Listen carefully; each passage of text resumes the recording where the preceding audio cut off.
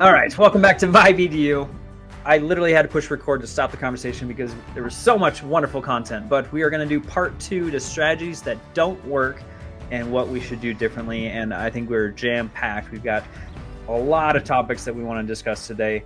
And first off, we appreciate you joining us for this episode. We've gotten a lot of great feedback about student behavior, that people are tuning in, and that there's a lot of good discussion that's happening. And we just appreciate you tuning in once again this week. So with that, does anyone have a strategy? I know, TJ, I might set you off first. Do you want to talk about? I'm ready. I had my moment last episode. I've had a chance to cool down, but clip charts. Do you want to start there? Yeah, sure. I'll start with clip charts. What is a clip chart first? Because like for myself, and I know Mitch, we had a conversation of like, what is that? Yeah. Well, let's let Kim describe what it is. She did a beautiful job last time. Anybody? Okay, so the last time we were recording, I asked the boys, do you know what a clip chart is? And Mitch had said, no, I don't even know what a clip chart is. So I'm going to use you as an example again as the student.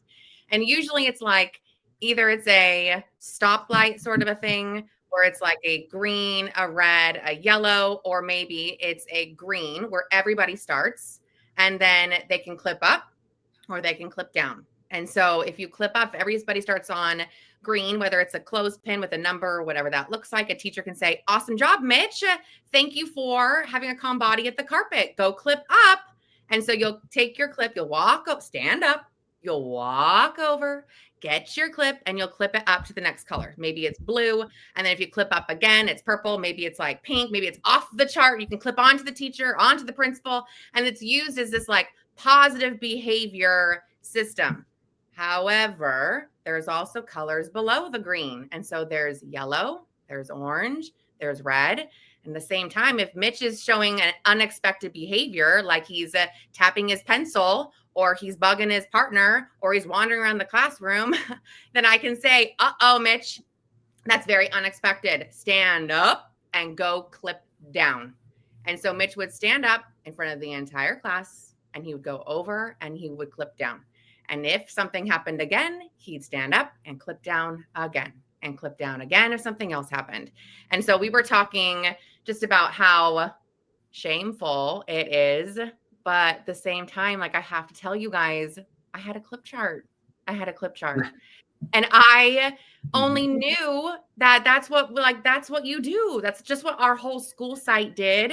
And I tried to think of different ways to like make the clip chart work. And I would die like with is it RIT dye? I would dye an entire class set of clothespins.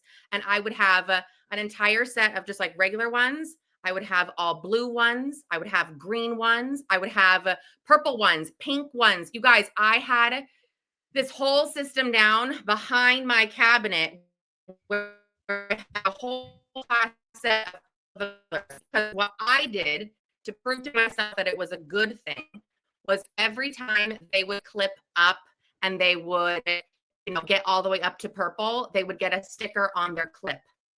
And then for every 10 stickers on their clip, they would get a brand new color clip.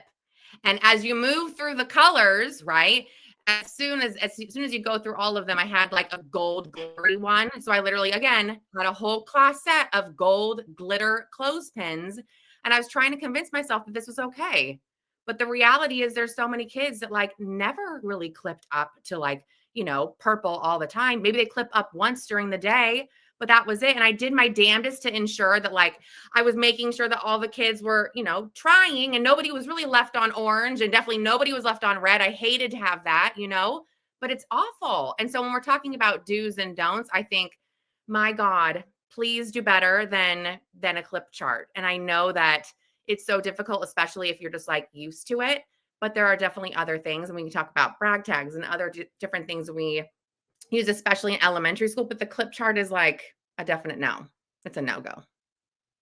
Yeah, because the kids who clip down never really clip back up. Right. And as a clipper downer, I know that to be the case. And it's a shaming tool more than anything else. I will say, though, I have seen some teachers who are wicked with the clip chart. Like They do it They don't call the kid up. Nobody knows that they're doing it. They're like behind the scenes, and they clip the kid down, and only that kid kind of noticed and was like, "Ooh, I better not tap my pen." And they didn't call the kid out, and they clip kids back up when they got right back on task.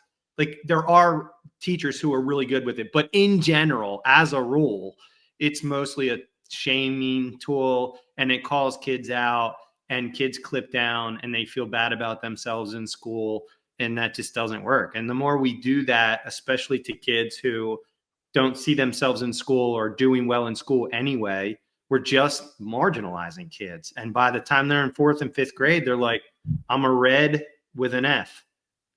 And that's not what way we want kids to feel. So yeah, if you're doing it the way Kim described it, I would say just stop. For sure. And wouldn't that be similar? I guess, Mitch, you could probably speak to this, and TJ, for the secondary world. I mean, I can think of plenty of opportunities where I went into classrooms and did observations and saw kids' names written on the board with check marks. I feel like that's a very comparable strategy that was used for student behavior, but it was very similar in the sense that, we're shaming kids and we're calling them out in front of their peers. And I can think of plenty of opportunities where they got an adverse behavior due to that shaming. Is there any other things we can think about in the secondary world that maybe are comparable that shouldn't occur, Kim?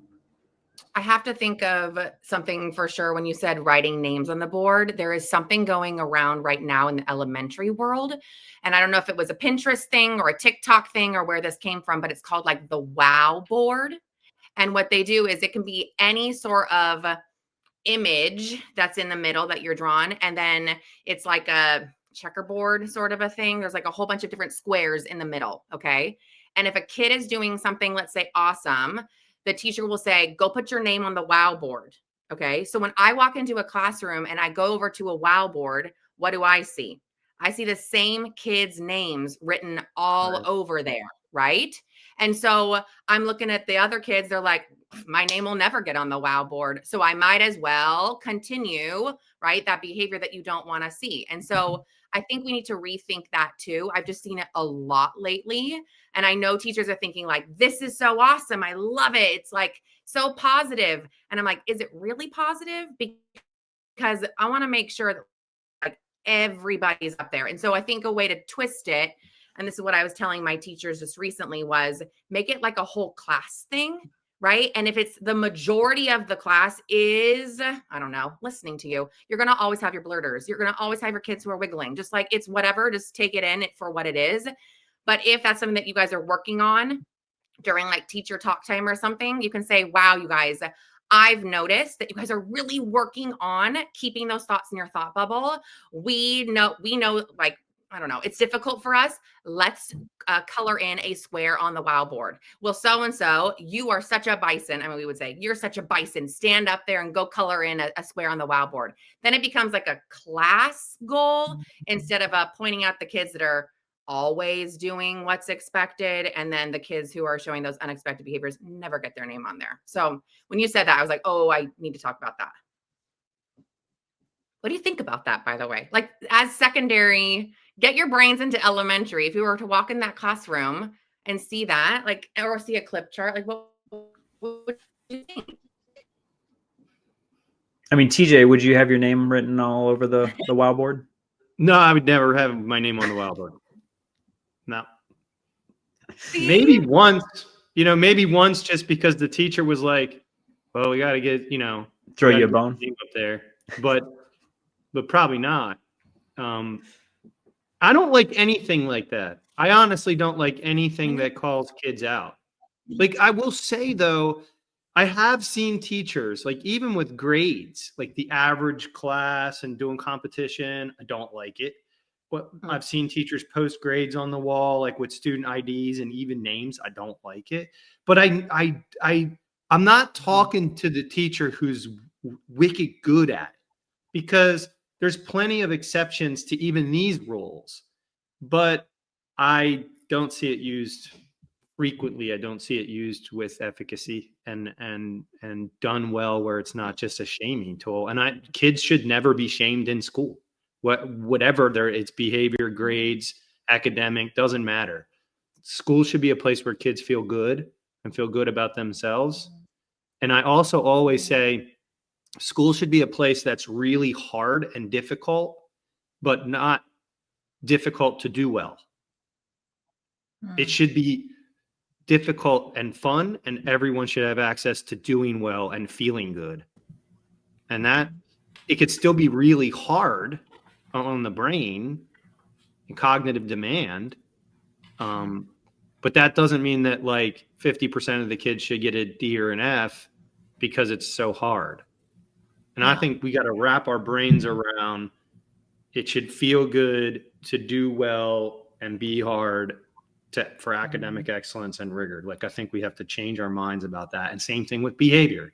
Should be easy peasy to feel good here and to have good behavior here. And my wiggling in my chair should not mean that I'm going to the principal's office.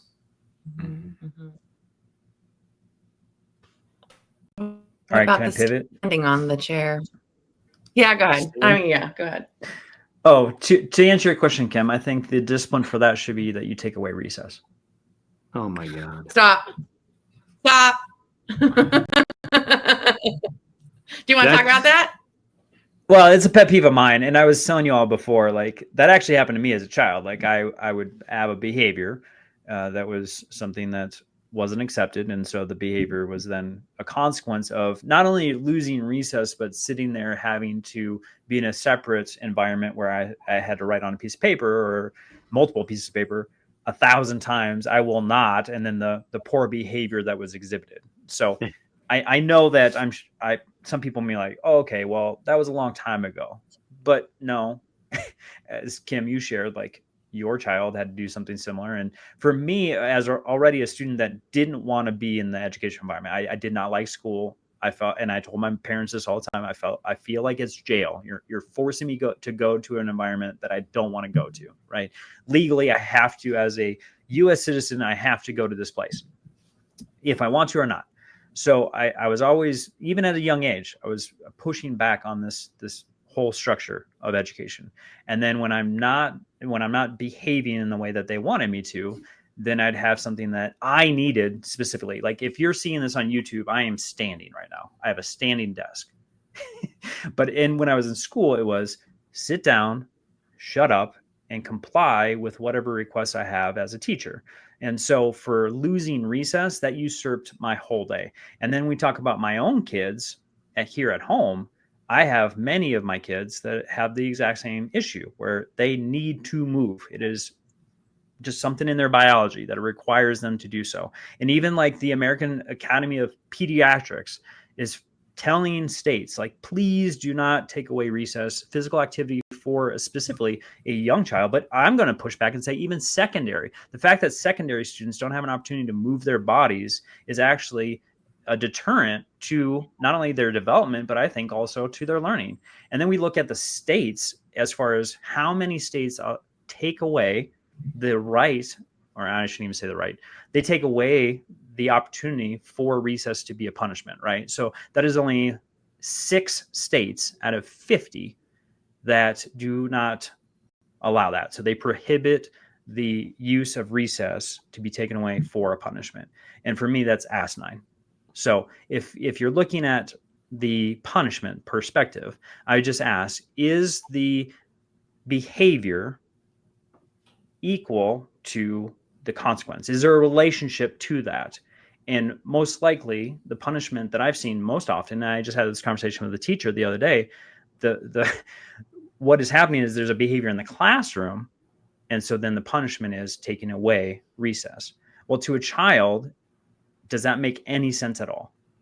Doesn't make sense to me as an adult. I was just about to say, for even as an adult, that doesn't make sense to me. So I would just ask that if you're in elementary and you have recess and you think that's something that is on the table in regards to punishment, that you stop that. I don't think that works at all. And potentially look at an alternative. Consider that there is other ways that you can provide a consequence to the action that does not require something that I think should be sacred. Yes, I like the word sacred there. I think the only way that you lose recess is if you do something really bad at recess. Wow. Right? Like if you like get into And a that fight equates. at recess, like you can't keep getting into fights at recess. Like that's not cool. Mm-hmm. But to the point you made about the brain research and movement, a couple of times as a principal, people would say, this kid's not responding to the academic interventions. What do you suggest? And I would say double gym. We had 3 related art periods, and I would say, let's do double gym. Yep. Gym twice in the day. Plus we had recess at lunch. This isn't a middle school. We had recess at lunch. We did that too. Gym, and every kid got gym every year. And then sometimes it would be double gym or gym 2 blocks out of the year or gym all year. Like lots of kids just needed that. And as long as it was okay with the gym teacher and the IEP team or whoever it was making the decision, I was like all for it. Like, yeah. And then you could say to the kid, how would you like double gym? And they're like, what? I can have double gym? You're like, yeah, as long as you pay attention in your math class, because that's where things are slipping. The academic intervention period isn't working, but how about we ramp up the gym and see how you do in the tier 1? You know, I wouldn't say tier 1 to a kid, but I always tell people you can't tier 2 and tier 3 your way out of a tier 1 problem, but you get kids back into that strong math class with the idea that they're going to go to gym maybe before and after. Yeah. Works. Right.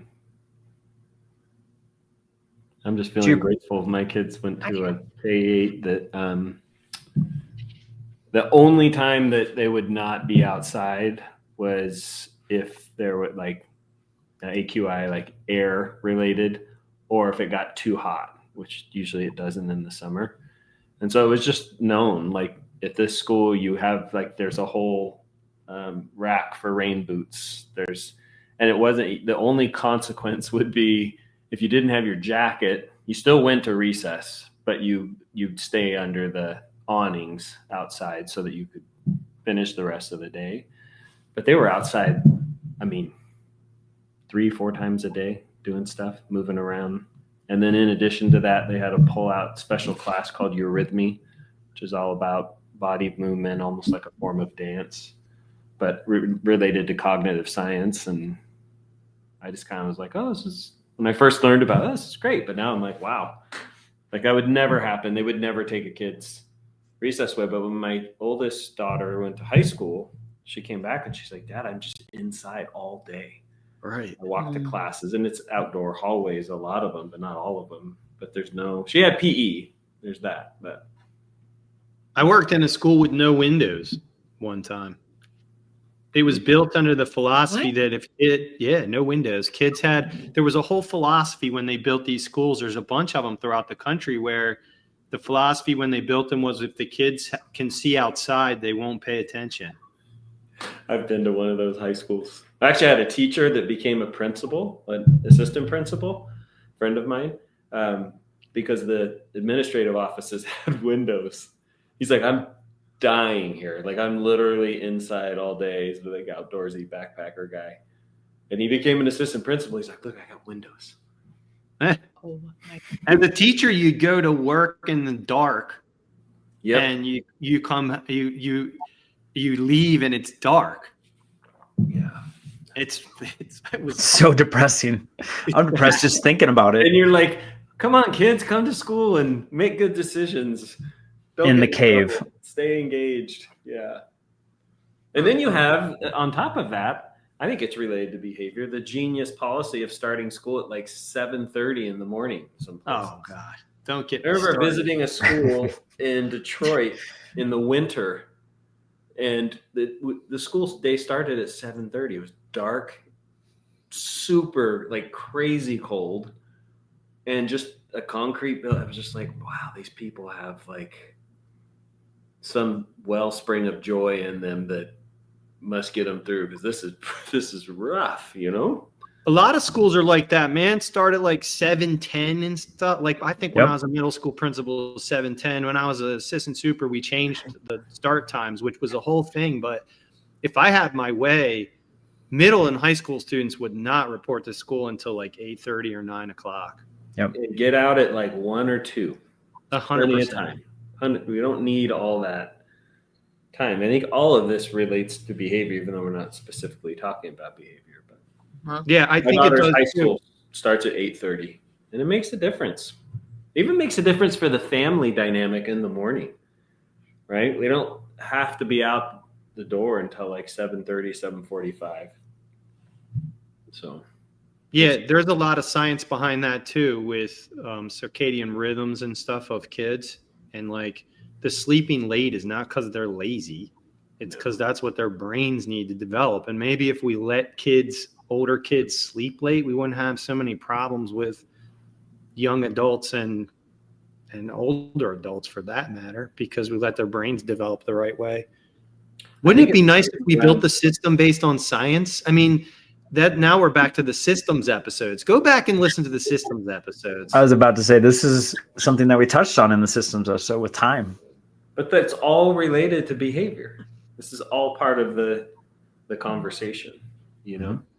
I want to come back to organizations, because when we started talking about backpacks and lockers and desks full of paper, like I was having nightmares about the kids I mentored, and I wanted to say, like, first I want to get Mitch all riled up about organization, but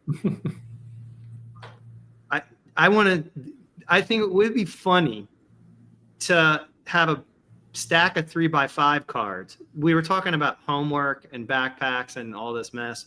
Yeah. And I was thinking about this 3x5 card test. Is pass out the 3x5 cards to 32 middle or high school kids, or elementary. You could do it at any grade level, and say, I just want you to bring this back tomorrow. Just to see the percentage of people that would actually do it? There's all kinds of things to see. The first is how many kids can take a 3x5 card and return it. I had kids who you could give a 3x5 card at the beginning of the period, and at the end of the period, you could say, give me the 3x5 card back, and they'd say, I don't know where it is. And I'd or say, it'd be in 50 pieces. It vanished. It vanished. And they're like, yeah, not here. And nobody could find it. So what about the kids who can bring it back? They were hungry. It's crisp. It's still a crispy 3x5 card. And what about the kids who bring it back and it's folded into 50 pieces? And what about the kids who we lost Kim? Where did Kim go? She's probably here. 3x5 card. She's like, I'm out. She's like, peace. That's funny. No, but the point is that happens in so many areas or domains of education where we make assumptions about what students should be able to do or can do. Like, hold on to this 3x5 card and hand it back to me at the end of the class period in this same condition. If you don't, I mean, there's so much to unpack there. I love these conversations, because if you just say, hey, I'm going to hand you this 3x5 card and you're going to hand it back to me at the end of class, or you're going to bring it back tomorrow. But the hidden expectation is that you're going to bring it back tomorrow in the same condition. Well, if you don't say, I want this back in the same condition, even right there, you're setting kids up for failure. But then if you don't model for them and give them practice with how you do that, what's the point? I mean, I would still do that. It'd be kind of fun to see what happens, TJ, but. Yeah, no, it's fun. It's the fun. I bet you could correlate that literally, statistically, to the kids who are going to do the homework and get good homework grades on whatever percentage you use for homework. They didn't have to do anything. It's just a 3x5 card with nothing on it. I want you to bring this back tomorrow. And that's an organization. That means we're grading organization with homework and the kids' ability to keep their things together.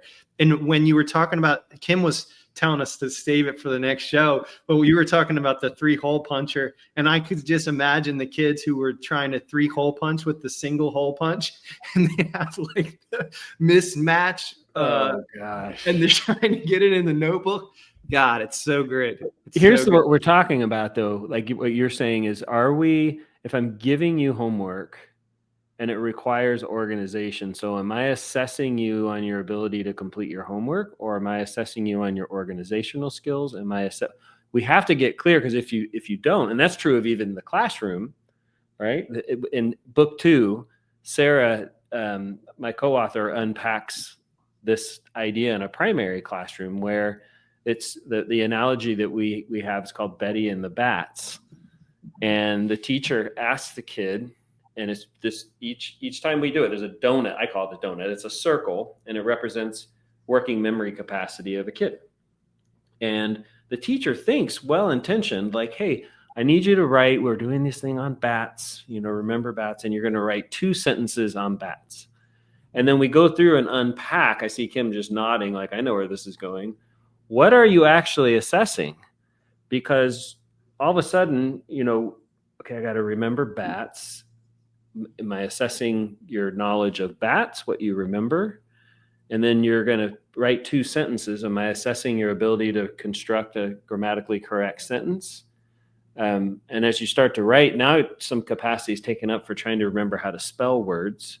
And you just go on and on and on and on. And the one thing you're trying to actually figure out if the kid can do, and if not, what interventions do we need, is lost because of the cognitive overload that's happening. And that's the thing with the 3-hole. I have had teachers at an organized binder school at a training, like, you're using a binder. It's part of the program. It's like the tool. And everything that comes with it is 3-hole punched because it goes in the binder, except for stuff that doesn't go in the binder. So we deliberately don't 3-hole punch it so that it's a visual cue to the kid that goes home. That stays home. That's a gift for your parents. In fact, it's called the Guide for Families. It goes home. Don't put it in your binder. There's no pockets in our binders in the sleeve. There's none of that. That's right. And then you go as a teacher. I've had teachers that are creating stuff, and handing out their materials for their lesson, and they don't 3-hole punch it. I know I mentioned this yesterday. And I asked one about it, and these were her word, teacher about this, that she said that 3-hole punching is beneath me. It's not my job. Oh my God. And I was like, okay, like, I don't even know how to respond to that. I'm not going to convince you otherwise. I said, well, what's your plan then? When you hand stuff out. And she said, well, I have a 3-hole puncher in the back of the room. Kids can 3-hole punch their stuff. And so I observed the class, and this is what happened every time she would hand something out. Like, half the class would stand up, the kids who cared about it, and they would stand in line at this rinky-dink little piece of shit 3-hole puncher in the back and get it all, and so then they would put it in their binder, and some of them would be sticking like 2 inches out at the top because they didn't know how to use 3-hole punch because you didn't teach them that, which you have to teach that, simple, but that's how you do it. And then all the other kids just hung out while those suckers went and 3-hole punched their stuff, and there went 5 minutes of class every time you hand something out. It's crazy. That's the craziest thing I ever heard. But it interferes with learning, and it escalates behaviors, which is what we're talking about. Yeah, because look what the kids are doing in line at the 3-hole punch. Right. Yeah. I would be stabbing my friend with a pencil. I did it, and or they're getting their hands stuck in the 3-hole punch, and now they're bleeding everywhere. I'm definitely, if I'm the student, I'm not getting up. I'm telling you that right now. That's it's like 2025. You would be the kid who got up not to go to the 3-hole punch. It was just time I could walk around. That's a break for me. You're right. I get to chill.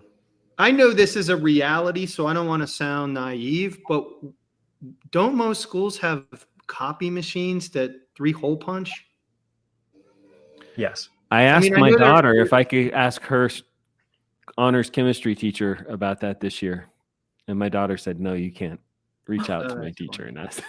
Because I know you can see when it's when it's done by the machine. There's a certain, or it comes 3-hole punched as opposed to when.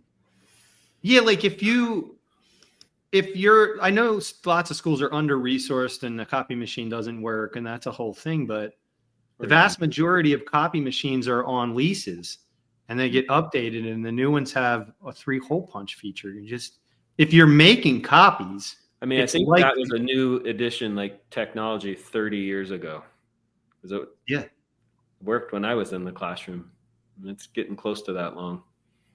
I encourage people to, if the kids come in with the binders that have pockets in them, to cut those out. Yep. Because if you're working with them out, the funniest thing is have students turn them upside down and put their things in. And they literally will stop putting stuff in the pockets. Like, you guys know you can still put stuff in the pockets. I wouldn't tell them that, but yeah. When I was first designing organized binder, I was cobbling together binders, and I wouldn't cut them out. Usually I would just have them turn them upside down. But when it came time for us to design and manufacture, it was like, no pockets, can't have pockets. Yeah, because isn't it hilarious when you working with a kid and they have a binder and all of the papers are in the front and back pocket? Yeah. Or in the front where you get the glossy piece, they shove it in that too. Yeah. But as I mentioned, and not to say that this is all teachers' fault. I'm not blaming anybody here, because it may not be. There's lots of issues for behavior, but if things don't have a place where they live, they're less likely to find their way home. And if I'm not modeling it for you at any moment, I need to be able to stand up and say, whatever it is that I'm having you do, there's got to be a model for it. I got to be able to see it. But I do believe all of this comes down to extraneous cognitive load, taxes, finite working memory resources, and it exacerbates behavior. It's harder to stay on task. It's like, and it's not a blame you thing. It's it's a curiosity conversation. And it's a do it differently thing, or think about it differently thing. That's the whole point of the show, is like, let's think about this differently. Because I wanted to add to what I forgot, but I wanted to add to what you were saying before about the sentence writing in many grade levels, and even through like later on in secondary schools, just holding the pencil and having a sharpened enough pencil to write is hard for a lot of kids. Like the motor skill, fine motor skills, motor skill of doing that. Like now, sometimes I'll write stuff and then I'm like, I don't know what that says. We all need to shut up and let Kim speak here, because this is the world that she lives in. But I will say real quick, Kim, before that, I was the boy so my wife has this saying for me that why do it when you can overdo it, right? Like I'm always overdoing it. Like that's enough. No, right? And I remember being in that paper you'd get in, like, this must have been first or second grade, the wide ruled. It's kind of like, it's not an 8.5 by 11, has like the red and blue lines on it. And I would hold my pencil so hard, that like almost have blisters on my hands. And I would write so hard that it would almost push through. And then when I would make a mistake, I would erase so hard that I would erase through the paper. And I always remember my teacher coming by. No, Mitchell, it's okay. You don't have to press that hard. You don't have to erase. And I still can't spell. So to your point about in secondary schools, I think even in adult life, I'll be trying to write something and I don't spell well. And it interferes with the task I'm trying to do, because I don't have the ability to go, let me picture that word and spell it. So I was just a mess in primary, complete mess. Anyway, Kim, talk about cognitive load in that space and how it relates to behavior.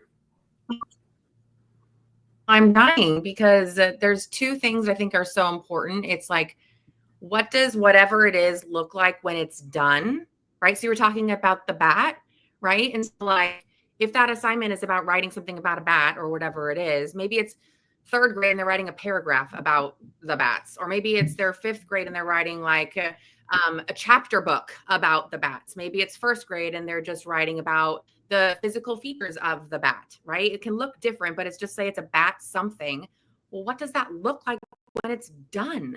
Like to be model, done right? With this.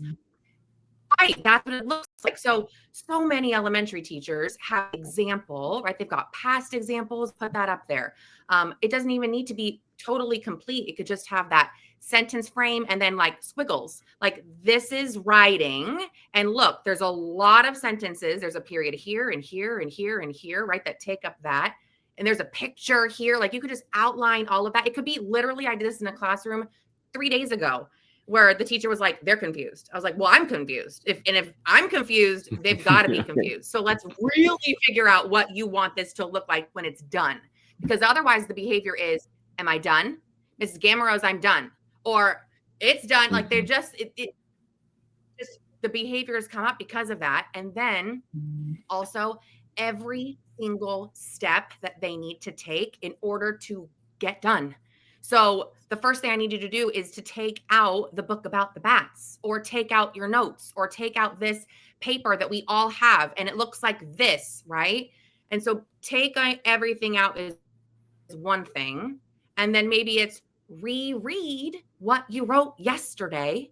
And then the next thing is think about, like, even put the thinking there, right? Step 3. Then I want you to think about whatever it is.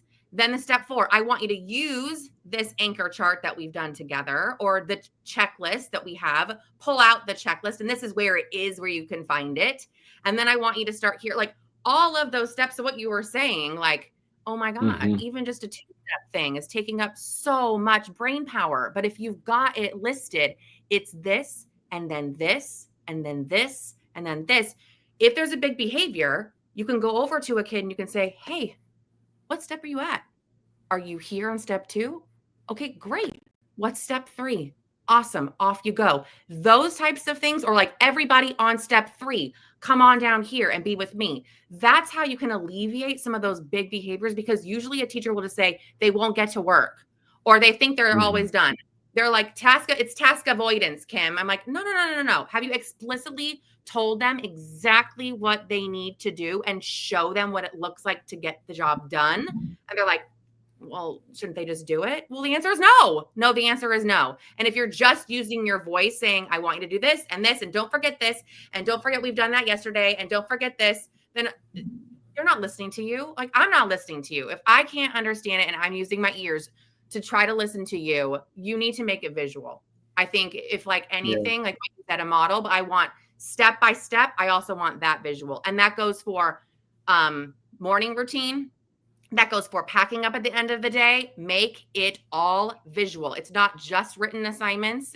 It's just how to be. Like you were saying, like your studentness, right? Like it's just how to be. This is how we are. You need a visual so that it supports you. So that's all I got. And with that visual though, what you're also, there's action involved. Like there's a doing component, like at the end of the day, packing up and all of that put together, as opposed to, I mean, we fall short, again, well-intentioned, but to say, okay, pack up, we have 2 minutes left.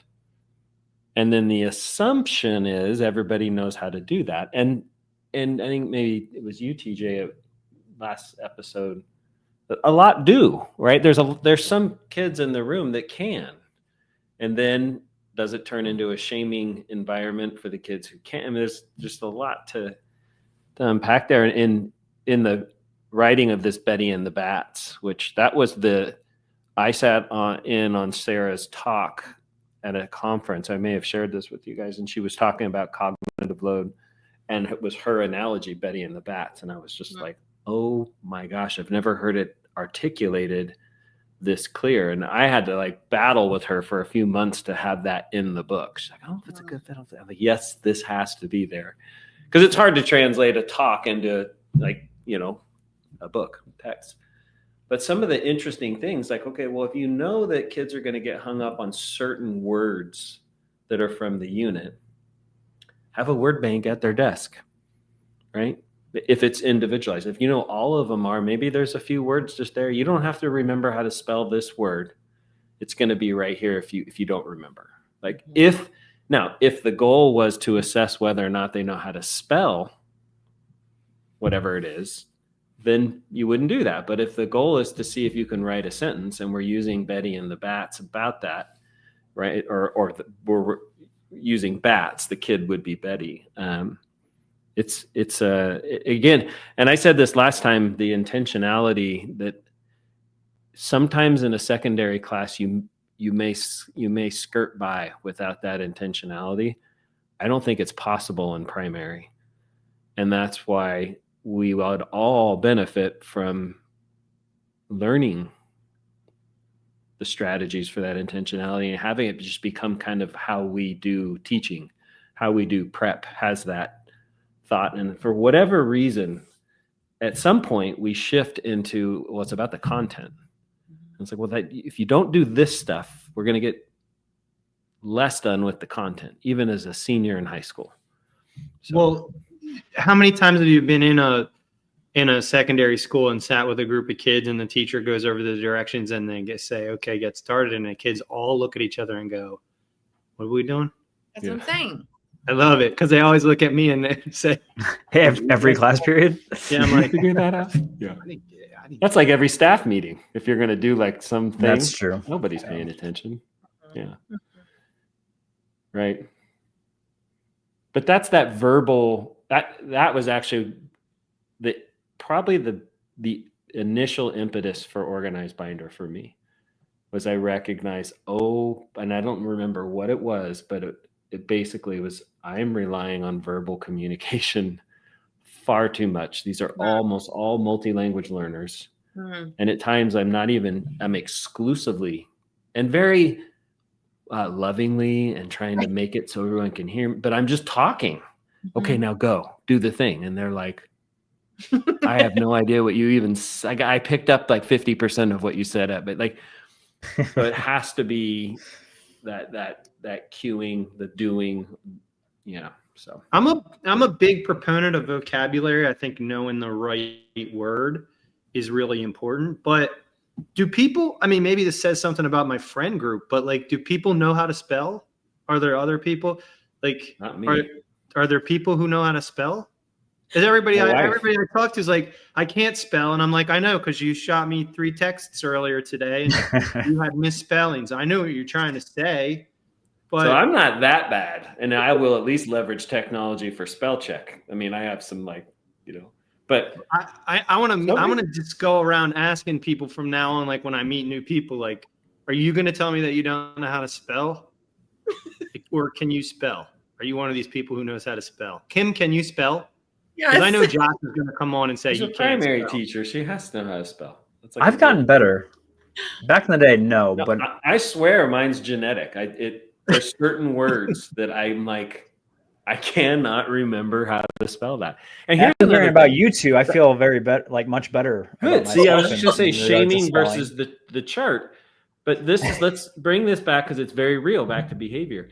If you are in a primary classroom and you're a slow reader and you're a genetically poor speller, what narrative is starting to be even self-fulfilling prophecy? Yeah. I'm not smart. I can't do this. Right. And depending on the kid, that can at times turn into off task or misbehavior. Right. I was never the kid that got in trouble a whole lot or did anything, but I definitely felt dumb all the way through. 100%. And it was all related to that. What's that? I mean, to your point, I was told by teachers all the time that essentially I was a terrible student. So like, it was easy for me to insert that. And if that's who I am as a person, then why am I trying? Why am I here? Yeah, like, how's that? It doesn't really matter.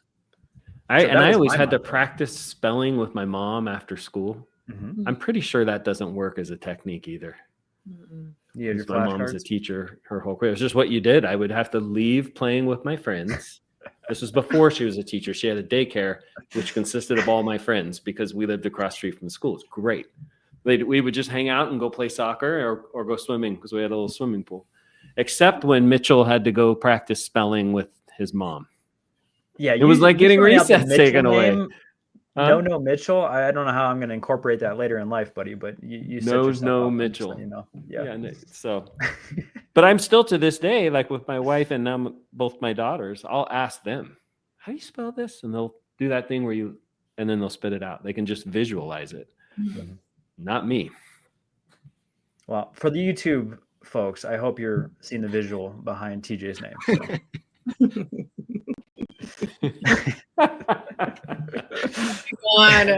I didn't even hear you tapping when you were.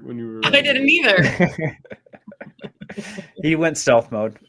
I went lightly tapping. I have lightly tapping. But in a classroom, right? In a primary classroom, if you have identified a student who struggles with spelling, how would you address that? Well, here's the thing. I think that it's going to turn into big behaviors because the kid is going to shut down that they're not a good speller. So then they're not going to write. So then they're going to be spinning around like a top, or they're going to be bugging their friends or jabbing somebody with a pencil. Right. So what I want to do is, and I know I said this before in an episode, I want the culture in our classroom to be if you can think it, you can say it. And if you can say it, you can write it. And so I would sit with the kid. Let's just say I'm in a small group or one-on-one or something. And I know that either the group or an individual kiddo, like they struggle with spelling. Well, all I want to know, like, can you stretch out your words? Again, this is like a first grade teacher, right? So I want you to be able to stretch out the words. So as if you can start with like, okay, what letter, what we got, and using all the visuals to support you, write it out, write the letter. And then let's just say it's like Mitch or something. And then like, it, and they're like, CH. You're like, that's it. You got it. Mitch, MCH, Mitch. Awesome job. Next word, right? If you like can do that, I want them to also be able to like count the words. So if they're thinking it and then they're going to say it, I want us to count out the words. How many words am I making? That's important to me. Can they like draw out like a line for each of those words? Can we stretch out the sounds to make a word? Like, it's so hard, you guys. It's so hard to teach kids how to write, how to spell, how to read. I mean, those primary teachers, they're dealing with all of that. Plus, I've got crazy around me. So I think, I know we're going to wrap up and talk more about behaviors. And I think that's why that whole idea about lightening the cognitive load of kids, you're going to really support them with these models, with these visuals, with the clarity, with the consistency, with the procedures and routines that you have. Like, you're going to see less behaviors because of it. So I know. Go ahead, Josh. You want to wrap it up? I read an article real quick, Josh, just yesterday after we were all together.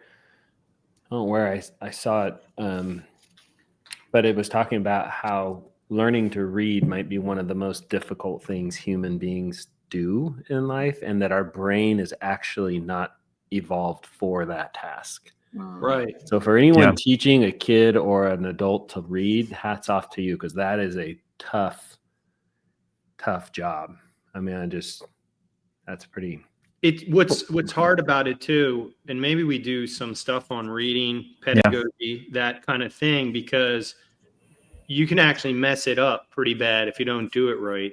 Because a third of people can learn to read on their own without any intervention.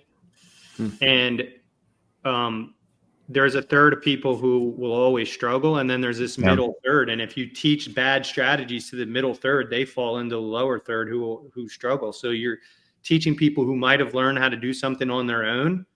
And if we don't do it right, we're actually hindering their ability to do it, which is why so many people don't read and can't read. Yeah. That's that ripple effect. Well, and then you throw in like dyslexia and some other challenges too that make it even more difficult, and some are undiagnosed and whatnot. So yeah, I like what you said, TJ. Maybe that's something we touch on, which also is a good segue to the fact that we're going to do a mailbag episode. So for instance, if you have a question based on anything that was said today, or maybe from a previous episode, previous series, please throw that in the comment section. There's an option in Spotify. You can do that, or in YouTube in the comment section, you can put your question or maybe a topic that you want us to expand on. And so we're always looking for input as you, the listener, because we want to be able to support you where you're at. So let us know if there's something that you want us to talk about in the future, or if there's a question that's specific to a topic or a conversation that we've had in the past. We're going to have an episode in between each series where we're taking questions from you, and we'll shout you out on the episode, and we'll make sure that we do a little more extensive discussion in regards to that topic. And who knows, maybe it will be crazy and we'll pull someone else into the conversation to be an expert for the day. I don't know. We got a lot of ideas here at VIBE Edu. So we'll see what happens in the future, but just know that we will be taking questions from you. So please go into the comment section and do so. The other thing too, TJ, you look like you were about to say something. Oh, I don't know how you pick up on that, dude. You're so good at that. You know. Well, because I wasn't going to say something, but I was going to say, I said in my head that if you do put a question in there and a comment, we'll put you on the wow wall.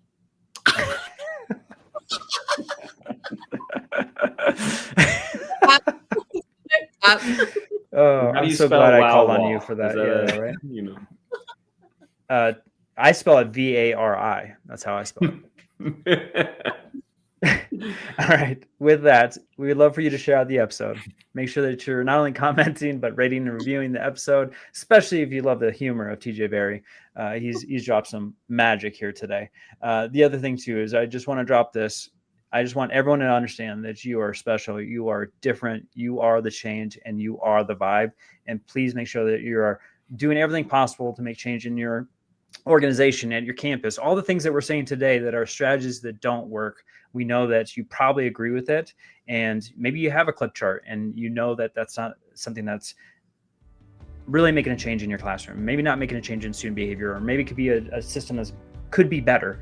Just know that we would love for you to consider doing something different, and we do appreciate you. We know that what you're doing is hard work, and we're here for you. If you need to reach out for anything, we're here to support you. Our links, our websites are in the show notes, and we want to be there to support you in everything possible. And we appreciate you not only listening, but taking action and making a change. So with that, I hope everyone has a fantastic week.